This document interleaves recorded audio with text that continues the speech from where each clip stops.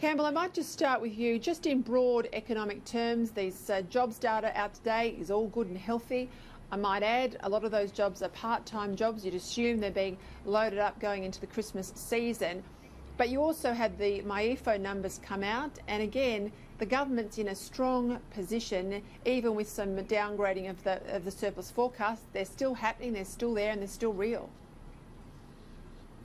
Look, Peter, I've got sort of mixed feelings about where we're going with the economy. Yes, these are good results that the government is overseeing, but you know, out there in the economy, I think there are real signs of fragility. And I work in business, that's my main occupation these days, particularly in the area of property, and I see what's going on at retail shopping centres and talking to tenants. There is this fragility, people are not spending, and I think the biggest challenge for the Morrison government will be the economy. Maybe that's obvious. It is heartening to see that there's been a decrease in the unemployment rate against expectations, tick, but 2020 could be very challenging.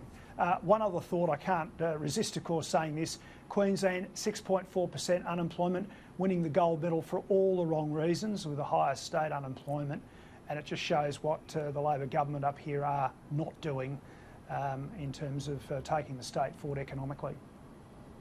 I also thought too, you know, when that coal data came out this week, exports of coal and indeed coal consumption around the world is going to lift, particularly over the next 5 years. Coal's not disappearing, despite the haranguing we all get from the Greens and other activists.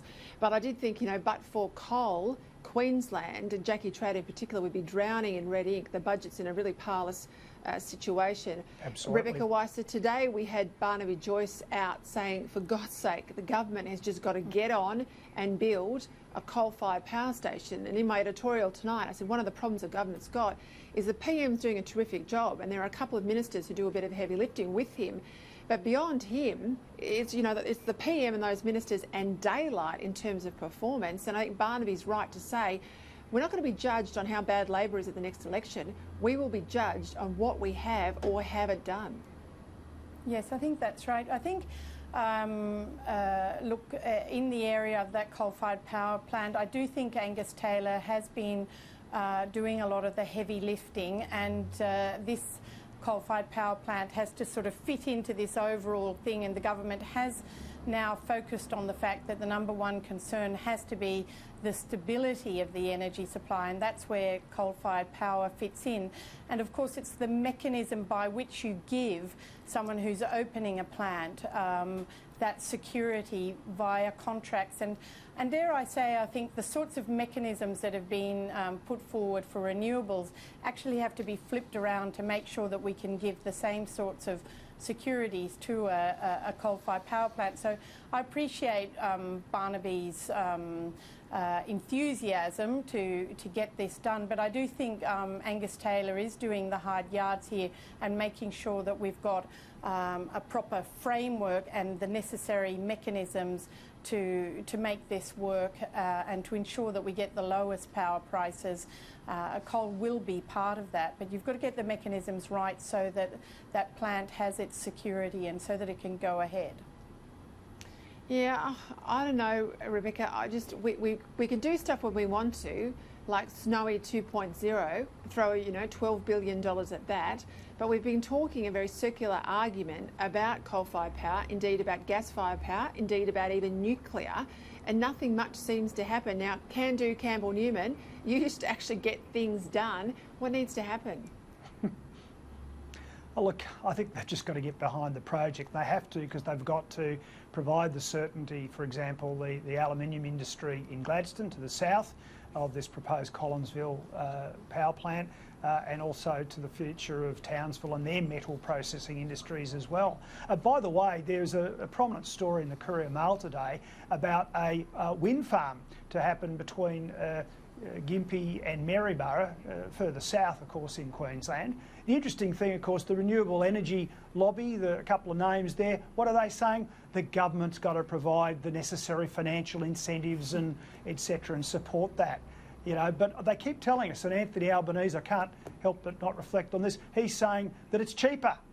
Well, I'd just love to see a competition, Peter, between renewables and coal without any darn subsidy and let the best offering win. But of course, the power's got to be on 24/7.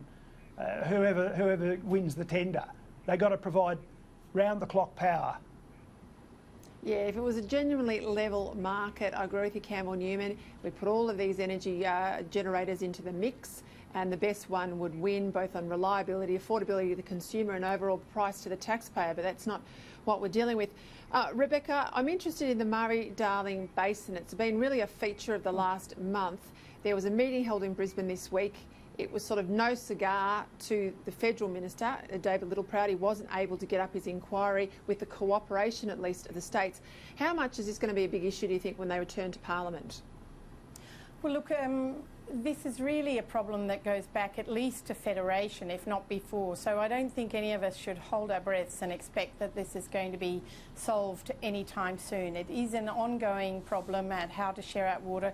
It's obviously exacerbated when we're in a very long drought, not dissimilar to the Federation drought, more than a century ago. So I think that the mechanisms are there. I mean, these disputes, with one side, New South Wales saying, well, we've got them to revisit it, and South Australia saying, no, we won't. Of course, states will always play politics, and that's what makes the whole issue so difficult to resolve. The trouble is that everything is over allocated already, so even if you were to release more water into the system, everybody would already say, well, I already have a drag. I know, but I've got to leave it there. I've got to leave it there, but we're all scrapping around about the only available water in the basin, as opposed to capturing more water and having a fight about more water as opposed to less water. Rebecca Weiser, former Queensland Premier Campbell Newman, have a lovely Christmas. Thanks very much for joining me tonight.